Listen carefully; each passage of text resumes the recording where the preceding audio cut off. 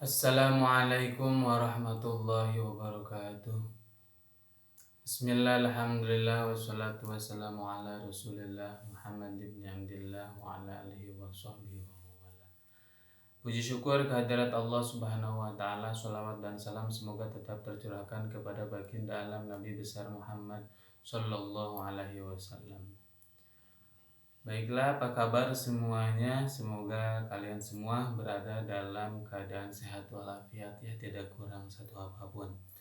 Baik, kita akan mempelajari pelajaran kali ini yaitu PADB, yang mana materi kali ini kita akan membahas tentang penyelenggaraan jenazah atau pemulasaraan jenazah. Pengertian dari pengurusan jenazah, kata jenazah kalau dalam bahasa Arab itu sebutan untuk mayat atau mayit yang sudah meninggal dunia. Pengurusan jenazah, perilaku mengurus jenazah mulai dari memandikan, mengkafani, menyolatkan, dan memakamkan ataupun menguburkan. Pengurusan jenazah ini dilakukan sebagai upaya memuliakan manusia yang sudah meninggal dunia. Jadi kalau misalkan orang belum meninggal itu tidak disebut jenazah. Jenazah itu sebutan untuk orang yang sudah meninggal. Sebab-sebab penyelenggaraan jenazah atau pemulasan jenazah. Yang pertama, ajaran Islam sangat menjunjung tinggi martabat manusia. Yang kedua, manusia merupakan makhluk mulia. Yang ketiga, kehidupan manusia diatur oleh Allah Subhanahu wa ta'ala. Yang keempat, menjauhkan dari fitnah. Hukum pengurusan pemulasaraan jenazah ini adalah fardu kifayah. Fardu kifayah itu ketika satu orang dalam satu kampung mempelajarinya, maka satu kampung itu tidak akan berdosa. Tapi sebaliknya kalau tidak ada satu orang pun yang tidak mempelajari fardu kifayah, maka satu kampung tersebut itu akan berdosa. Jadi kewajiban yang disebabkan kepada umat manusia itu secara kolektif dan memenuhi asas kecukupannya. Jadi mencakup seluruhnya kalau fardu kifayah itu. Dan juga manusia itu kalau misalkan sudah mempelajari fardu kifayah, dia sudah mengamankan satu kampung. Ibarat kata satu kampung itu tidak akan berdosa sedikit pun.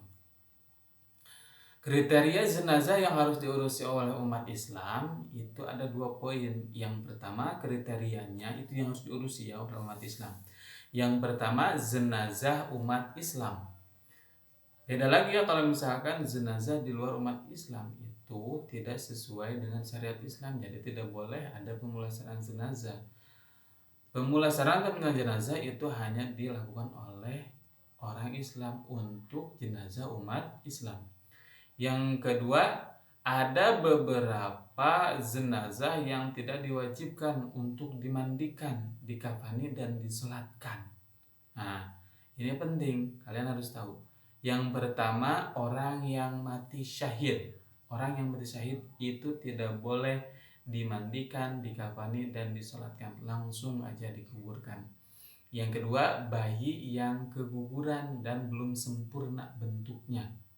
Perkiraan itu umur 1 bulan atau 2 bulan ya, itu belum sempurna dalam bentuknya itu. Yang ketiga, orang yang hilang atau tidak ditemukan. Nah, bagaimana kita memulasarkan jenazahnya gitu, orangnya pun hilang dan juga tidak ditemukan. Yang selanjutnya, orang yang meninggal dan jasadnya hancur. Nah, jasadnya hancur berkeping-keping itu juga tidak boleh dimandikan, tidak boleh dikafani, dan tidak boleh disolatkan. Langsung aja dikuburkan. Dalil dari pemulasaraan jenazah itu yang pertama, tidak boleh merusak jenazah. Itu dalil dari riwayat Abu Dawud. Bunyinya seperti ini. An Aisyata anna Rasulullah sallallahu alaihi wasallam qala kasru azmil mayyiti ka kasrihi hayyan. Selanjutnya, dalil tentang pelaksanaan pengurusan jenazah. Perintah pengurusan jenazah anna Aba Hurairah radhiyallahu anhu qala sami'tu Rasulullah sallallahu alaihi wasallam yaqulu haqqul muslimin 'alal muslimin khamsun raddus salam wa iyadatul marid wa tiba'ul zanair wa ijabatud da'wah wa tashmitul atish. Hadis riwayat muttafaq alaih.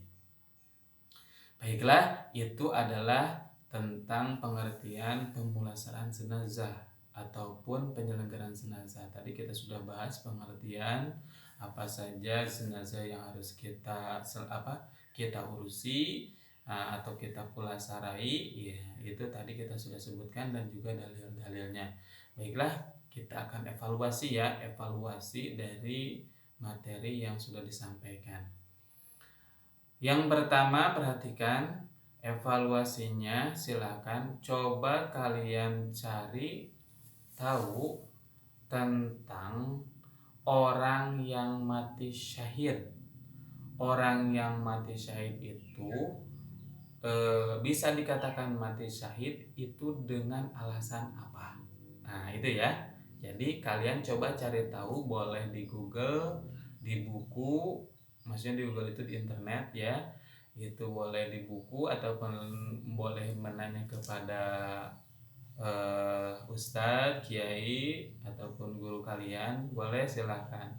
Nah, bagaimana cara orang disebut mati syahid? Nah, yang kedua, bagaimana cara pemulasaraan jenazah yang meninggalnya tidak di tempatnya. Nah, tidak di tempatnya maksudnya ketika dia bepergian, dia meninggal. Nah, itu bagaimana caranya? Nah, itu saja evaluasinya dan juga akhir dari materi ini ya. Semoga kalian tetap semangat dalam belajarnya walaupun dalam keadaan daring seperti ini.